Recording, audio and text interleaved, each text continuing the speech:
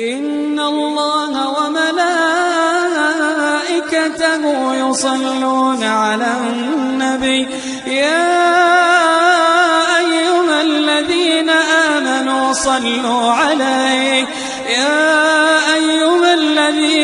آمنوا صلوا عليه وسلموا تسليما. My name is Jenna. I'm Greek.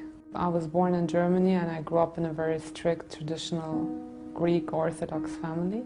We grew up almost as other Muslim families would raise their children. Our families wanted to guarantee that we would be brought up in a Christian way, in the Orthodox way. We always went for vacation all together and we never split up for vacation. So family vacations were always very nice, and especially our very first vacation in the UAE about 13 years ago.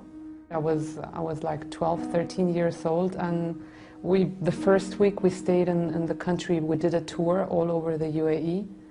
And it was on a Friday when we were on the way to a souk. Suddenly the adhan came on for the time, for the prayer time.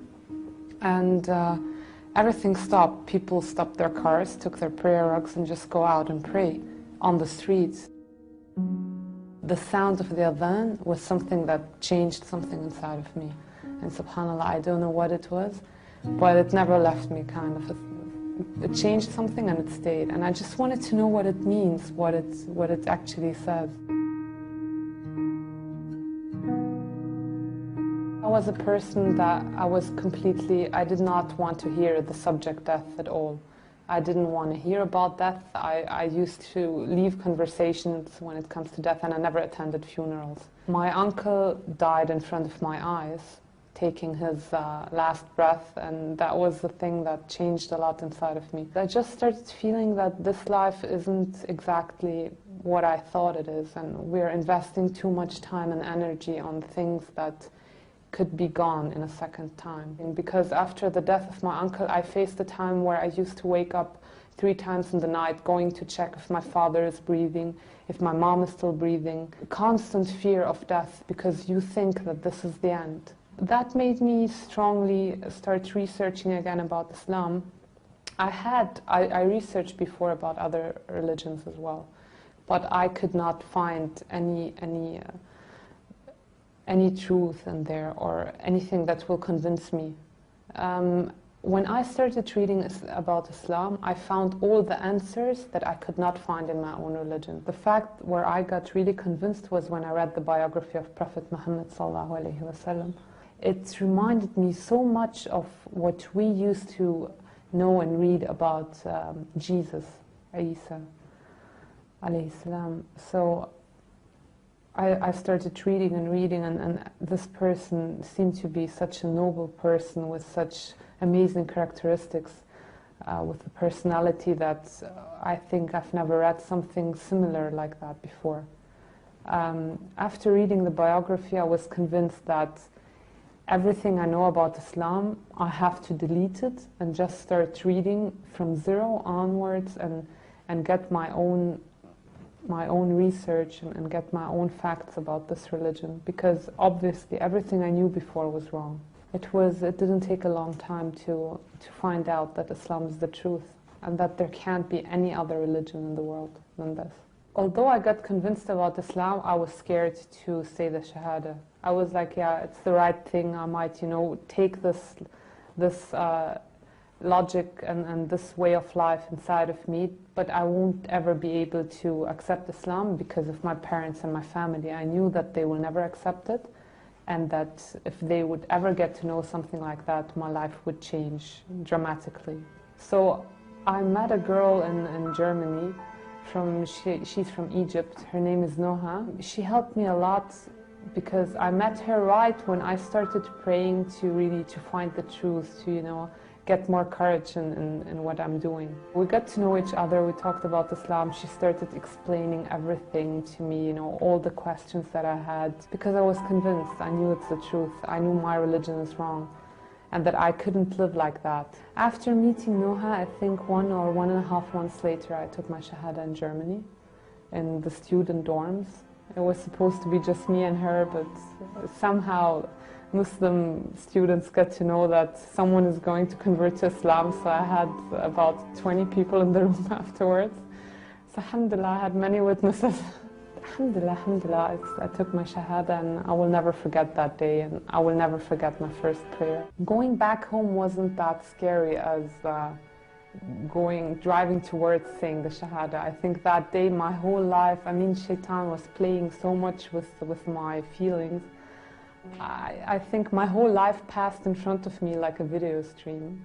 I was seeing icons. I was even thinking, but that's now haram because my parents, they spent so much money for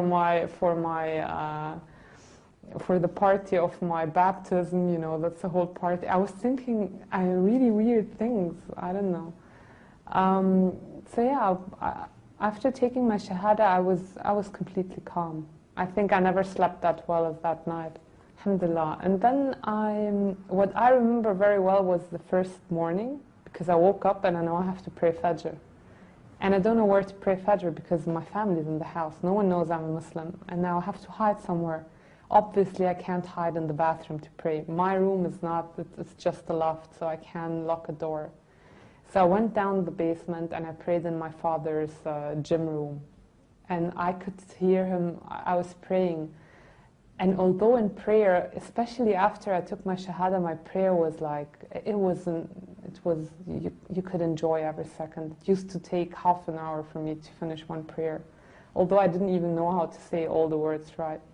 But I could hear my dad's footsteps coming down. I know the door is locked, but I was like, what if he wants to come in? What would I do? What should I do with the prayer rug, with the abaya? I was scared so much. And this hiding for the prayer was kind of stressful sometimes because you had to keep in the time.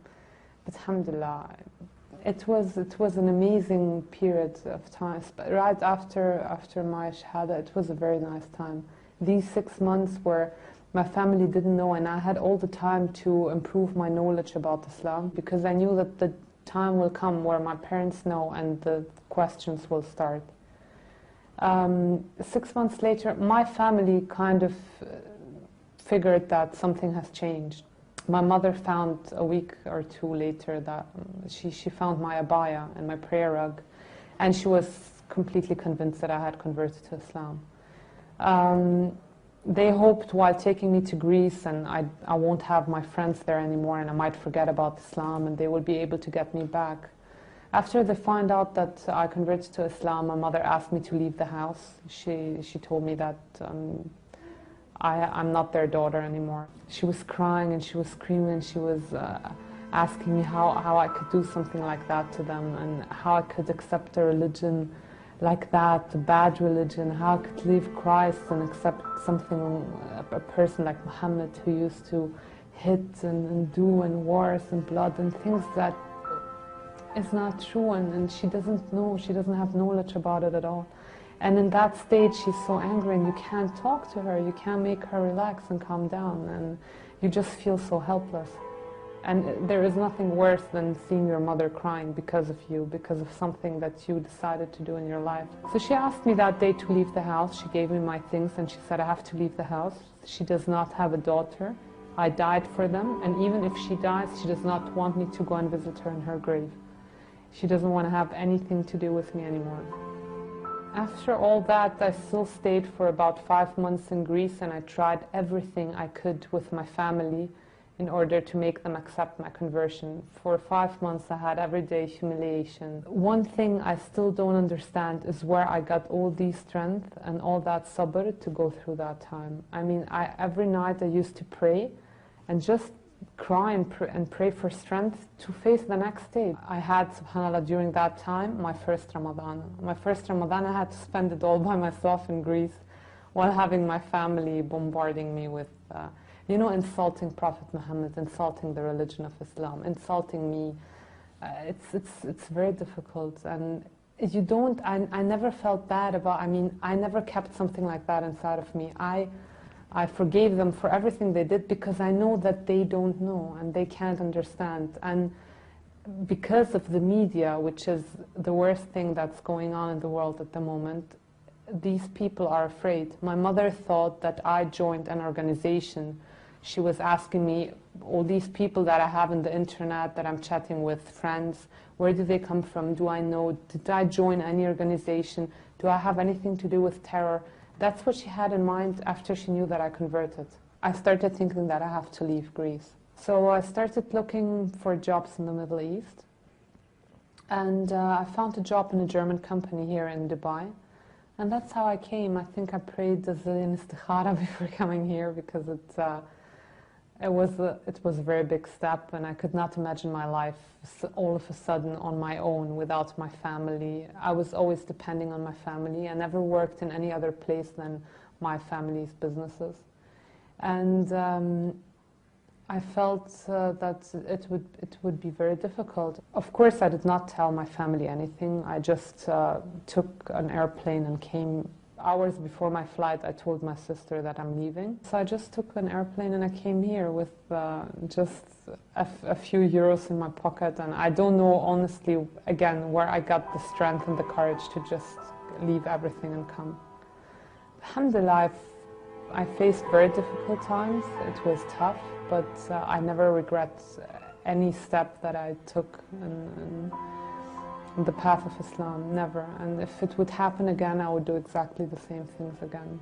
And I'm very happy I'm here, and I can live as a Muslim freely without having any restrictions in that. And things will go fine, whatever is not.